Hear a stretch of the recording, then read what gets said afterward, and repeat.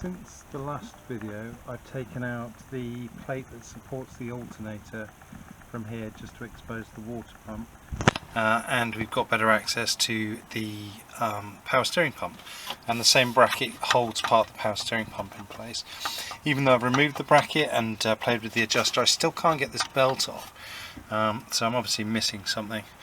So tonight's job is to play around, see if I can lower that pump out the way, get the belt off, and then hopefully have access to the thermostat, which I think is under here. So that's our next job, is trying to get to that tonight.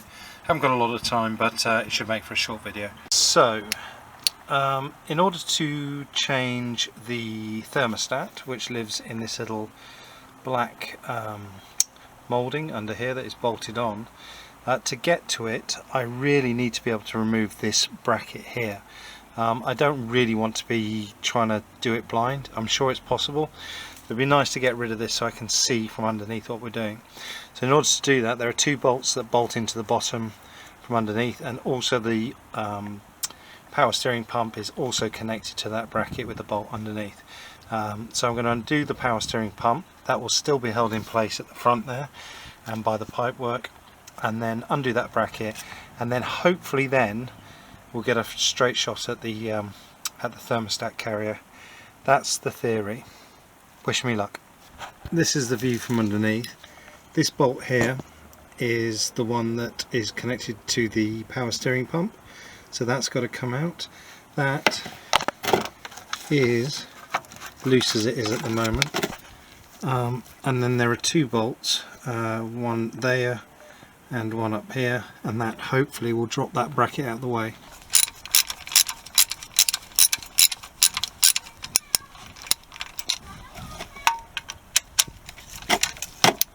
Really tricky to see, but that is the underside of the thermostat housing. You can see one of the nuts there, and if I wiggle this pipe it takes a little jiggle, and you can see the other one. So I'm going to crack those off. Hopefully they won't be seized into the water pump, which is always a possibility. If it is, we've got big problems. New water pump. And hopefully that'll come out. We can change the thermostat and we can sort of put all those brackets back together and forget this part of the engine for the time being. I've got the two nuts out of the thermostat housing. I'm hoping this will just wiggle off. Aha! It came off. Excellent. There should be a thermostat in there. Let's go underneath and have a look. We've got coolant running out. Just pull these out of the way. You can see the thermostat. I might just let that drain on its own, because I'm feeling the second I pull it out it's going to gush. So I'm just going to give it a moment just to empty itself out, and then I'm going to reach in and pull that out.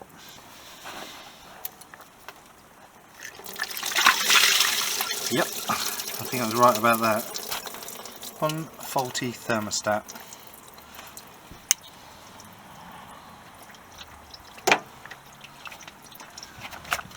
And I mostly missed the tray. So, new gasket and new thermostat. I'm not quite sure whether this stays in by luck or I don't know. I'm feeling it's going to be a bit of a fiddle. The O-ring on this one's round, the other one was a bit more profiled, but it does seem to fit over the cap here. Difficult one-handed. Yeah, new O-ring kind of fits on there. So I think the idea is to get the thermostat up into the hole and then get this on quick. I also want to put some anti-seize on the bolts, just so that it's easier to come in and out in future. Okay, that is the new thermostat fitted in the housing. I'm pretty certain all the O-rings seated properly, although you can never tell. There's nothing pinching as far as I can tell, so it seems to have fitted in nicely.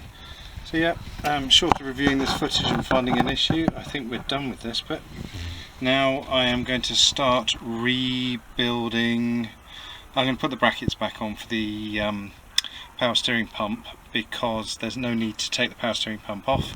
The next job will be to jack up the front of the car, take off this road wheel, take out the plastic housing, take off the pulley so that I can take the plastics off and get to the cam belt on the cam belt drive on the crankshaft.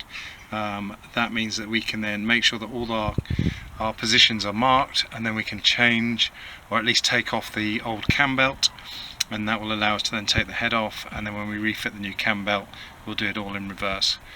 You can tell I'm a bit tired tonight. I'm mixing my words up. So yeah, I'm going to get on and put some of this bracketry back together before I forget how it all goes. Clean the bolts up on the wire wheel just to get rid of the crap that was stuck to them.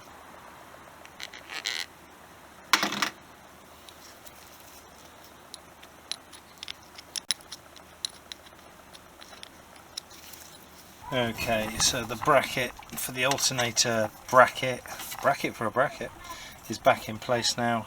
Bloody fly my eye. So now that that's in place, I can't go any further because I still have to do the work on the cam belt, and there's no point in there's no point in putting anything back on here until all this is done.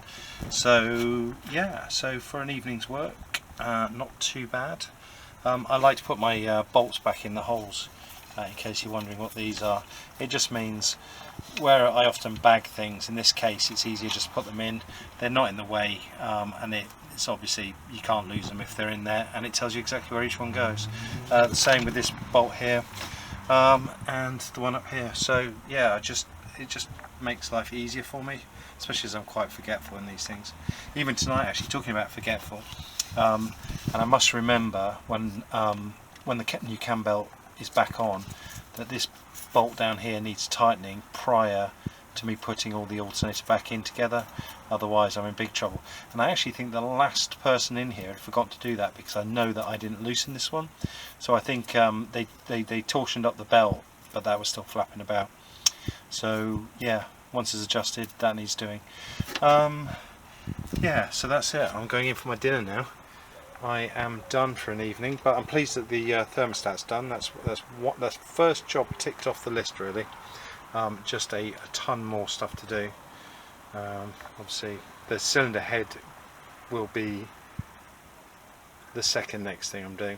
So yeah, the next thing, expose the cam belt, get the cam belt off, then we're on to the cylinder head proper, get that off.